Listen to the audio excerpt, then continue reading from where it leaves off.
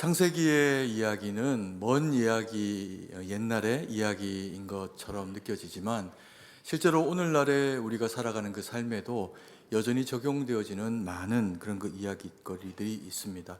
그것은 그때나 지금이나 세상을 창조하신 분이 하나님이시고, 또 그리고 그 이후에 창조된 세상이 하나님의 그 운행하심 가운데 여전히 그렇게 이루어지게 하시는 분도 하나님이시라. 하나님이 바뀌시지 않으셨으니 우리가 살아가는 그 모든 세상에서는 하나님의 그 은혜 안에 우리가 살아가게 되는 공통점을 경험하게 되는 것 같습니다. 창조의 때에 세상이 혼돈합니다. 그리고 공허하고 흑암이 깊음 위에 있었다라고 그렇게 이야기합니다. 그런데 그 가운데 성령 하나님께서 우리를 향한 계획들을 가지고 어떻게 하면 우리 하나님의 자녀들이 이 세상 가운데서 선하게 잘 살아갈 수 있을까, 그렇게 고민하시면서 그리고는 이 세상을 어떻게 지어져 가야 할지를 계획을 하시게 됩니다. 그리고 그 운행하심을 따라서 지금도 여전히 예배 가운데 우리에게 운행하시면서 하나님은 말씀을 주시고 우리의 영혼을 재창조하시기도 하는 그 은혜 가운데 일하고 계시는 겁니다. 그런데 그 하나님께서 혼돈 가운데 있고 공허와 흑암 가운데 깊음 가운데 있던 세상을 드디어 이제 하나님의 그 계획 가운데서 이제 창세기에 그렇게 아름답게 펼치기로 작정을 하시면서 첫 번째 던지신 말씀이 빛이 있으라라고 하는 말씀입니다. 그래서 세상은 우연히 어쩌다가 쾅 하고 어떤 거대한 그런 그 힘 때문에 그렇게 지어지게 된 것이 아니라 철저하게 그 모든 것들을 미루어 하시는, 처음부터 계시고 끝까지 계시는 전능하신 하나님께서 말씀으로 세상을 그렇게 지으시게 됩니다.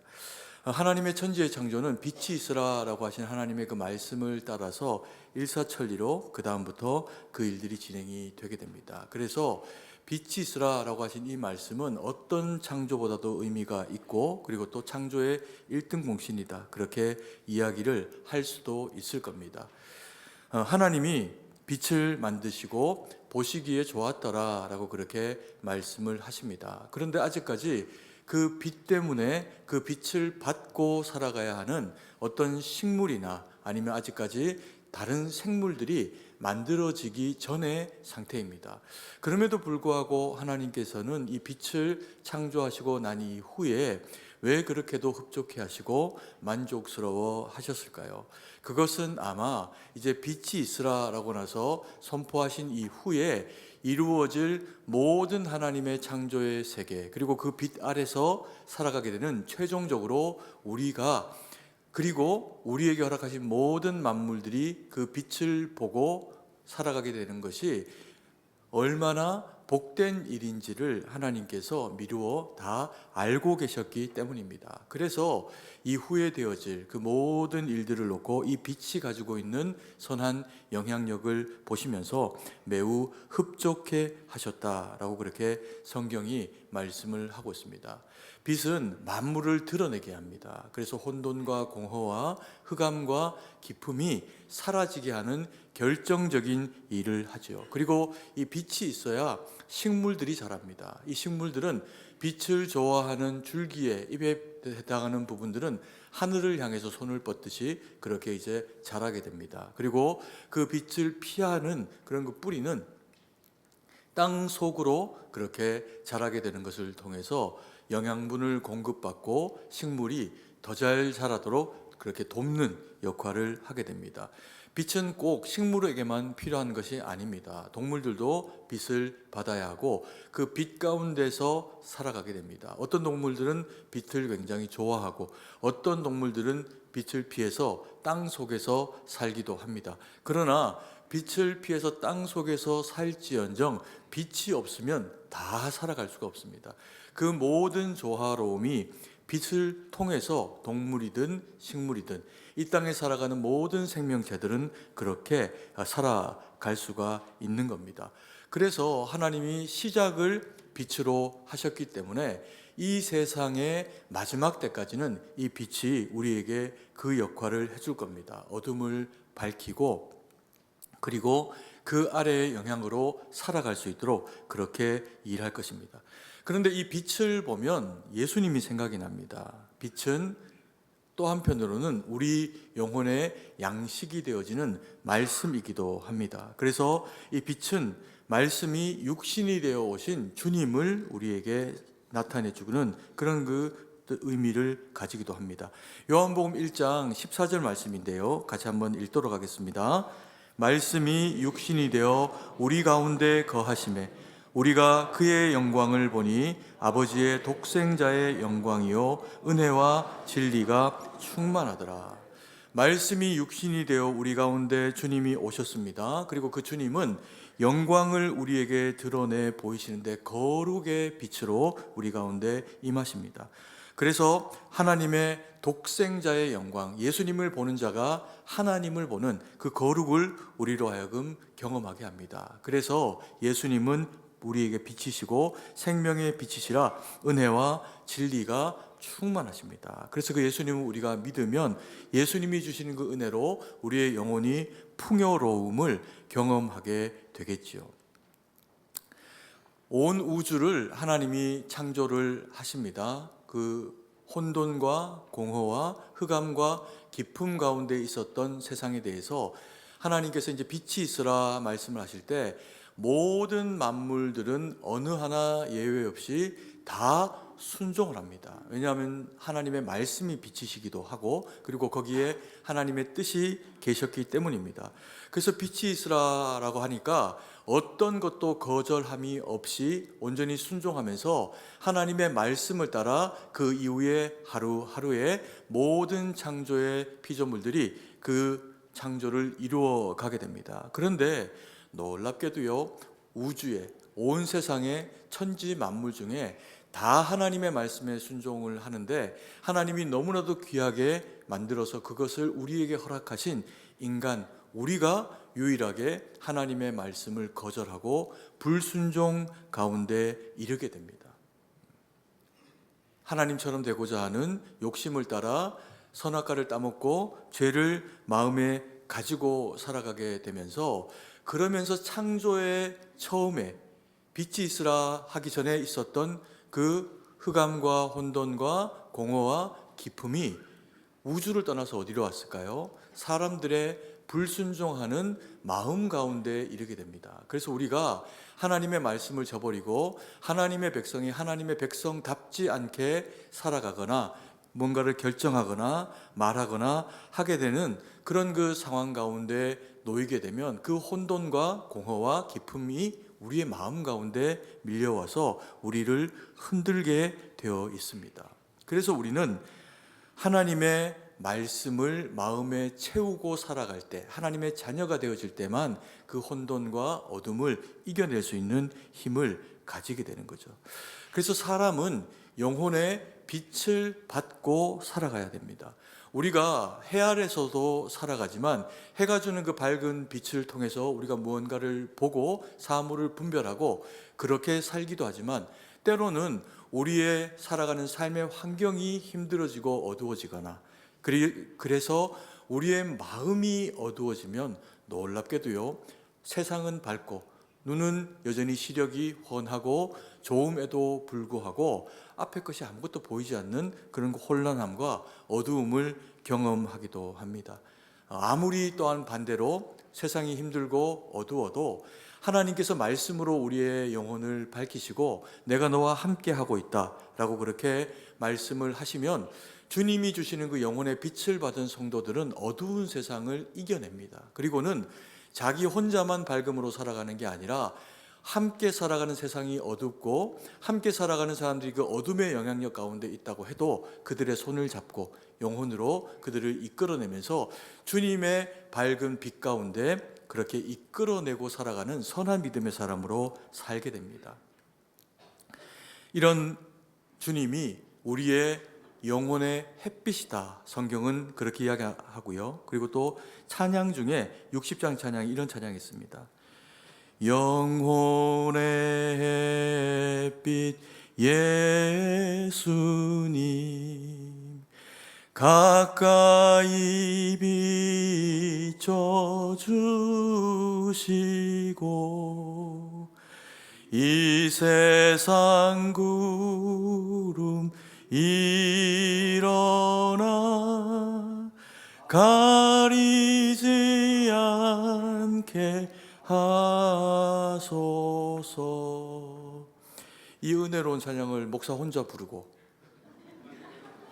같이 부르고 싶으시죠? 무반주로 반주 없이 우리 같이 한 목소리로 하나님 앞에 영혼의 햇빛 되시는 주님을 한번 찬양하고 올려드렸으면 좋겠습니다. 영혼의 햇빛 예수님 가까이 비춰주시고 이 세상 구름 일어나 가리지 않게 하소서. 아멘.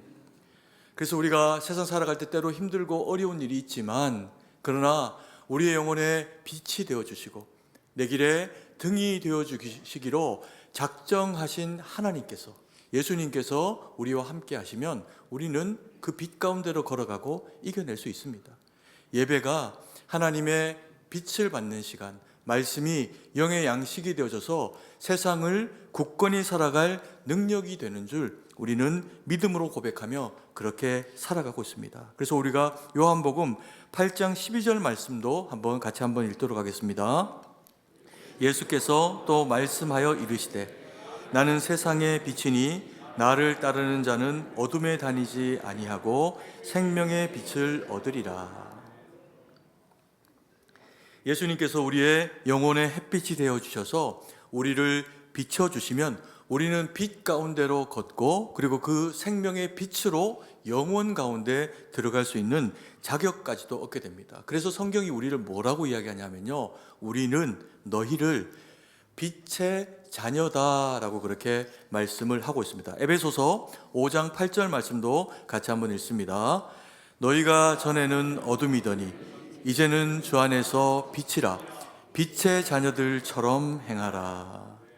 예수님께서 우리가 빛의 자녀다라고 그렇게 말씀하십니다. 그런데 우리의 과거 어둠, 예수님을 모를 때는 그 어둠 가운데 잠식되어져 있었다라고 그렇게 이야기합니다. 때로 우리가 살다 보면 똑똑한 사람을 만날 때가 있습니다. 남보다 더 많이 알고 더 배우고, 그리고 또 우리에게 무언가를 가르쳐 주기도 하는 그런 그 사람들을 만나기도 합니다. 참 탁월한 사람들이 있죠. 그런데 예수님을 알지 못하면 때로는 그것이 당장에는 좋은 것처럼 여겨지나 덫이 되어지고 나쁜 길이 되어지는 그 경우도 있습니다. 그래서 아무리 사람이 똑똑하다고 해도 영혼의 햇빛 되시는 주님의 성령의 밝은 빛을 받아야 그 지혜가 오로지 하나님 영광, 그리고 이웃들에게 선이 되어지는 지혜로 발휘되어질 수가 있겠지요. 때로는 사람이 굉장히 똑똑해 보이고 잘나 보이지만 오히려 그것이 또 다른 누군가에게 상함이 되기도 하고, 그리고 또 사람들은 약간은 또 그런 자기 잘난 맛에 사는 그런 그 모습을 보이기도 합니다. 그런데 믿음의 사람들은 어때야 할까요? 내가 무언가를 알고 있고 가지고 있다면 햇빛 대신 주님의 그 해 아래 살아가는 모든 사람들에게 공의, 선을 행하며 살아가고 싶은 마음이 넘치게 됩니다. 그리고 곡식이 익으면 머리를 숙이는 것처럼 모든 영광을 하나님 앞에 돌리고, 그리고 또 이웃들 앞에서는 겸손으로 서게 되죠. 그래서 타인이 가지고 있는 이 힘들고 공허한 세상에 살아가다 보니까 타인이 가지고 있는 그런 어둠이나 혼돈이나 공허나 그리고 그 기쁨까지도 하나님의 말씀과 말씀의 빛을 가진 선한 그리스도인들을 통해서 그들과 함께 살아가면 그 혼돈과 어둠들이 물러가지게 되는 놀라운 경험을 하게 됩니다. 그래서 막 때로는 내가 마음에 부대끼고 내 마음에 막 날이 서가지고 그런 그 모습들이 우리 가운데 있을 때라도 옆에 따뜻한 사람, 믿음의 사람이 격려하고 어깨 툭툭 쳐주고 혹은 아무 말 하지 않아도 그 사람이 옆에 있어서 속으로만 나를 위해서 기도해줘도 우리의 마음이 평안함으로 채워지는 그런 그 은혜를 경험을 하기도 합니다. 그래서 예수님은 영광입니다. 예수님은 그 빛이 우리에게 드러나질 때 하나님의 영광스러움으로 드러내십니다. 그래서 예수님이 나를 본 자가 하나님을 보았다, 그렇게 말씀하시고 예수님을 통해서 우리는 하나님을 발견하고 바라보기도 합니다. 그럼 성도는 어떨까요? 빛의 자녀가 된 우리도 우리를 통해서 예수님의 모습을 드러내고 우리 가운데 있는 빛으로 타인의 어두움을 비추기도 합니다. 이 그리스도인들에게 주신 하나님의 빛을 뭐라고 이야기하냐면 거룩이라고 그렇게 이야기를 합니다. 그래서 하나님께서 우리를 거룩한 빛의 자녀다 말씀을 하고 계시는 거죠. 이스라엘 백성들이 400년 혹은 뭐 길게 보는 학자들은 한 430년에서 480년까지도 애굽 땅에서 종살이를 했다, 그렇게 이제 보고 있습니다. 그리고 그들이 그 정도로 오랜 기간 동안에 종살이를 하다 보니까 종살이가 체질이 된 겁니다. 그래서 하나님이 그들을 광야 가운데 이끌어 올리시면서 홍해를 거치면서 하나님의 거룩한 손으로 세례를 받고 더 이상 종살이하는 애굽의 백성이 아니라, 애굽의 노예가 아니라 하나님 백성으로, 신민으로 그렇게 삼아 주십니다. 그리고는 거기에서 말씀으로, 그리고 주의 성령의 은혜로 그들을 채워나가시죠. 그 이유가 무엇이냐면 그들이 하나님의 말씀을 받는 세상의 유일한 민족이 되고 그 거룩한 빛의 자긍심을 가지게 되는 것을 인해서 과거에 종살이했던 것, 과거에 어리석게 판단했던 것 다 어떻게 하라고요? 떨쳐버리고 그리고 소멸하라는 겁니다. 하나님의 은혜 가운데. 그래서 이스라엘 백성들과 우리에게 너희는 빛의 자녀이니 빛의 자녀답게 살아가라 라고 하시면서 우리에게 사명을 주십니다. 무엇으로요? 거룩으로 사명을 주십니다. 레위기 11장 45절 말씀을 같이 한번 읽겠습니다. 나는 너희의 하나님이 되려고 너희를 애굽 땅에서 인도하여 낸 여호와라. 내가 거룩하니 너희도 어떻게 하라? 거룩하라. 혼돈하고 공허하고 흑암과 깊음 가운데 있는 세상에는 이윤이 있고 반짝하는 어떤 것들은 거기에서 등장하면서 자기들만의 문제를 해결하려고 하는 모습은 보일 수 있어도 정말로 근본적인 이 어둠과 혼돈과 극암을 해결해 줄 수 있는 아무런 다른 장치가 없습니다. 그때 하나님께서 우리 그리스도인을 통해서 어떻게 하라? 내가 거룩하니 너희도 거룩해라. 너희의 그 거룩함이 세상을 밝히는 그런 그 빛이 될 것이다 말씀을 하고 있습니다. 그런데 우리도 때로는 영적인 상태가 안 좋고 내 마음 가운데서 막 뭔가 막 불끈불끈 올라오고, 그리고 또 때로는 그렇습니다. 내가 생각할 때는 옳은 일들을 경험을 하게 되고, 그래서 옆에 있는 사람이나 또 어떤 상황들을 바라볼 때 내 생각같이 움직이지 않으면 그걸 보면 뭐가 날까요? 마음 가운데서 화가 나는 겁니다. 그래서 막 화를 표현을 하고 또 그리고 소리를 높이기도 하고, 그런 경우들이 살다 보면 우리에게도 나타나는 경우들이 있죠. 그런데 그럼에도 불구하고 절대로 참아야 되는 두 곳이 있습니다. 한 곳이 뭐냐면요, 가정입니다. 그리고 또 한 곳이 어디냐면 교회입니다. 우리가 내 마음의 성정이 가지고 있는 그 모습대로 때로는 불과 같이 그런 이제 모습들을 드러내고 가정 가운데서 그런 이제 표현들을 하게 되다가 보면 내 가족들이 그것으로 인해서 화를 입고 상하게 되는 경우들이 있습니다. 그러면 결과적으로는 시간이 지나면 어떻게 될까요? 당장 그것을 풀이하고 화를 드러낼 때는 속이 시원할지 모릅니다. 그런데 시간이 지나면 그것이 날카로운 그런 칼이 되어져서 결국에는 내 심장으로 파고들게 되는 것이 이 가정이 가지고 있는 모습입니다. 그리고 또 교회도 절대로 이런 모습이 되어서는 안 된다라고 성경이 그렇게 말씀을 하고 있습니다. 내가 가지고 있는 화가 또 그리고 그것들이 세상 가운데 그렇게 교회 가운데 표현하게 될 때 함께 살아가는 성도들이 마음이 상하게 됩니다. 그러면 교회 공동체가 그런 것에 지속적으로 노출이 되어지게 되면 분명히 교회는 사랑의 공동체이고 그리고 섬김의 공동체인데 교회에 와서 자꾸 상처를 받는 겁니다. 옆에 사람을 보면 내 따뜻한 마음이 그 사람을 섬겨내야 되는데 자꾸 마음이 상하게 되는 결과가 생겨질 수가 있다는 겁니다. 그러면 하나님이 영광을 받으시게 됩니다. 영광을 받지 못하시게 됩니다. 그래서 교회와 가정은 언제나 빛으로 따뜻한 사랑으로 섬겨내는 공동체가 되어야 한다는 거죠. 그래서 우리 그리스도인들이 반드시 경계해야 하는 것이 있습니다. 그게 뭐냐면요, 우리는 빛의 자녀이기 때문에 빛은 좋아합니다. 그런데 이 빛과 유사하지만 빛이 아닌 것이 있습니다. 뭘까요? 열입니다. 열. 세상을 비추고 그리고 또 무언가를 자라게 하는 것에 이 빛은 귀한 쓰임이 됩니다. 그리고 하나님을 영혼의 해라고 그렇게 표현하는데 예수님이 영혼의 해가 되셔서 우리에게 비춰주면 우리의 영혼이 풍요로워집니다.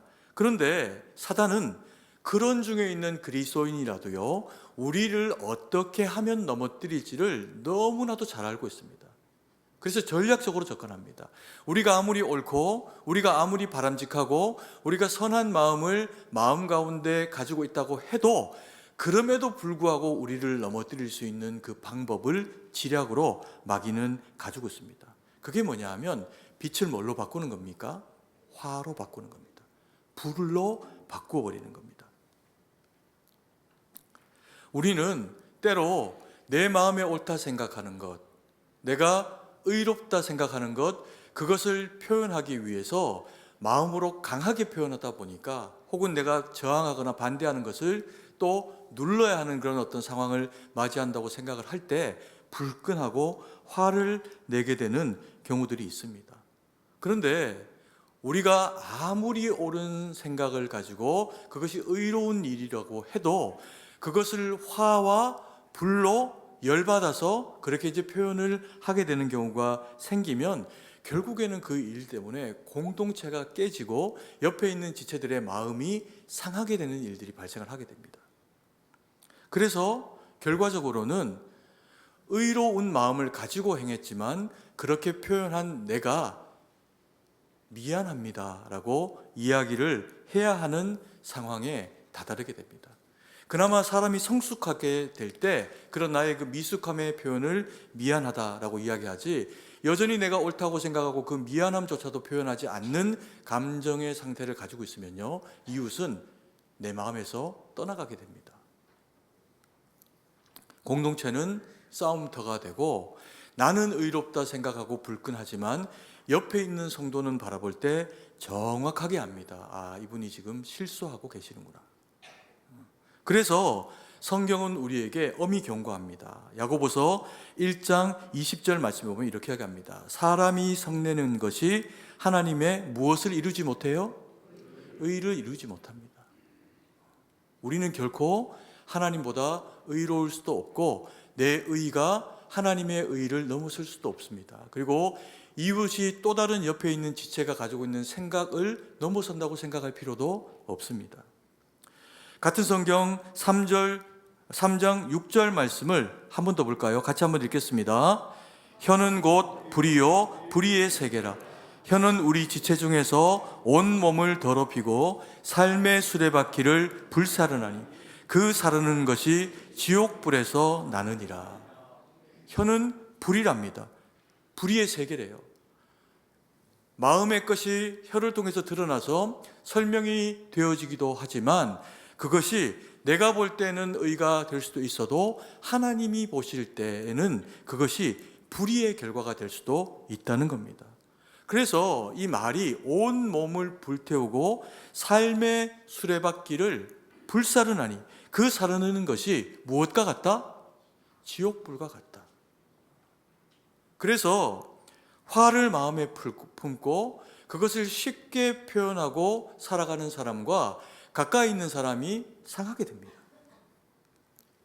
결코 하나님이 보시기에 바람직한 모습이 아니어서 혀는 반드시 다루어져야 된다라고 성경이 우리에게 그렇게 말씀을 하고 계십니다. 예수님의 제자 중에 요한과 야고보가 주님 앞에 자기 딴하는 마음에 옳은 얘기를 했다가 혼이 난 때가 있습니다. 예수님을 전하러 갔다가 예수님을 그 마을 사람들이 받아들이질 않는 겁니다. 그래서 이 요한과 야고보가 예수님한테 제안을 합니다. 뭐라고요? 예수님을 거절하는 저 마을에 하늘에 불이 내려주십시오. 다 깡그리 태워달라는 겁니다. 무서운 이야기죠. 자기 마음의 의를 가지고 그걸 그렇게 표현했더니 예수님께서 네가 혼나야겠구나 이렇게 말씀하십니다. 그리고 이 요한과 야고보에게 후대 우리에게까지도 들려주는 알게 하시는 별명을 주십니다. 뭐라고요? 불의 아들, 보아너게, 너 성질이 불 같구나. 성령의 사람, 하나님의 사람은 그런 불 같은 사람이 아니다.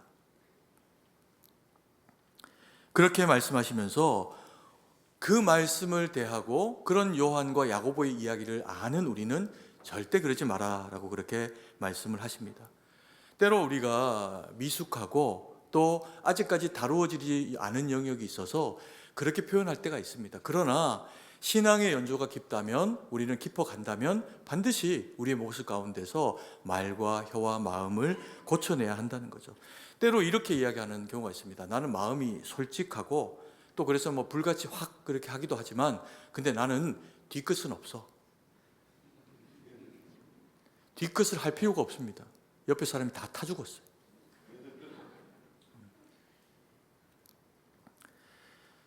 잠언 16장 32절 말씀은 그래서 우리에게 이렇게 이야기합니다. 같이 한번 읽겠습니다. 노하기를 더디하는 자는 용사보다 낫고 자기의 마음을 다스리는 자는 성을 빼앗는 자보다 나으니라.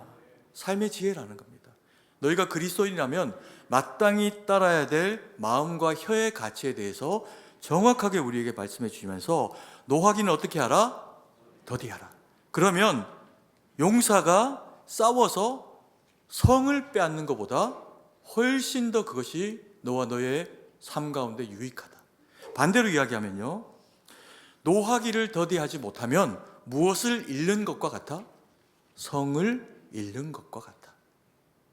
내가 쌓아놓은 것, 내가 하나님 앞에서 기도하면서 수고로이 행했던 것이 아무것도 남지 않는 그 평가 가운데 들어갈 수 있는 것이 화라는 겁니다. 사단은 우리를 어떻게 건드리면 넘어지는지 너무나도 잘 알고 있습니다. 때로는 우리가 우리의 자기 의로 무장이 되어지고 또 그래서 내가 옳다 생각하는 것이 눈앞에 펼쳐지고 그게 머릿속을 가득 채우게 되면 다른 생각이 되지 못하고요, 이제 그것을 표현하기에 급급한 노하거나 화내는 상태의 우리의 모습을 나타내게 될 때가 있습니다. 근데 이것이 하나님이 절대로 우리에게 원하시는 모습이 아니라 내 편에서는 의로움의 표현인데 옆에 사람이 볼 때는 그 마음을 누구로 뜨려야 하고 하나님의 성령으로 그 마음을 제어해야 하는 상태 가운데 있다는 겁니다. 그래서 이 화, 열, 불이라고 하는 것은 빛과 참 비슷한 면을 가지고 있습니다. 그런데 이 둘은 비슷하긴 하지만 때로는 전혀 다른 성격을 드러내고 있을 때가 있습니다. 빛은요, 높은 곳에서 발해서 낮은 곳으로 내려옵니다. 그리고는 어두움을 밝혀내고 언 땅을 녹입니다. 그리고 그 빛의 영향력 아래 살아가는 모든 대상들이 생명을 바라고 생명체도 그 빛 아래 살아가게 됩니다. 근데 불은 아래에서 위로 타오릅니다. 그리고 이 불은 열로 옆에 있는 모든 것들을 태워버립니다. 그래서 근처의 것들을 모두 태워버려 갖고요, 자기도 죄가 되어질 뿐만 아니라 자기 옆에 있는 모든 것들도 다 잿더미로 만들어 버립니다. 소멸해서 사라지게 만들죠. 이게 불화열입니다. 여러분, 우리는 하나님 앞에 불의 자녀로 부름받은 사람이 아무도 없습니다. 다 빛의 자녀로 부름을 받았고, 거룩의 자녀로 내가 거룩하니 너희도 거룩해라 라고 하는 하나님의 명령을 받은 사람으로 이 땅 가운데 부르심을 받았습니다. 우리 옆에 있는 지체들은요, 모두가 다 천국 가면 영원히 살 대상들입니다. 그래서 잠깐 사는 이 땅에서 사는 동안에 우리와 함께 살아가는 그 어쩌면 가족보다도 더 오랜 시간, 영원의 시간을 함께 천국에서 살아가야 할 존귀한 대상들이기도 합니다.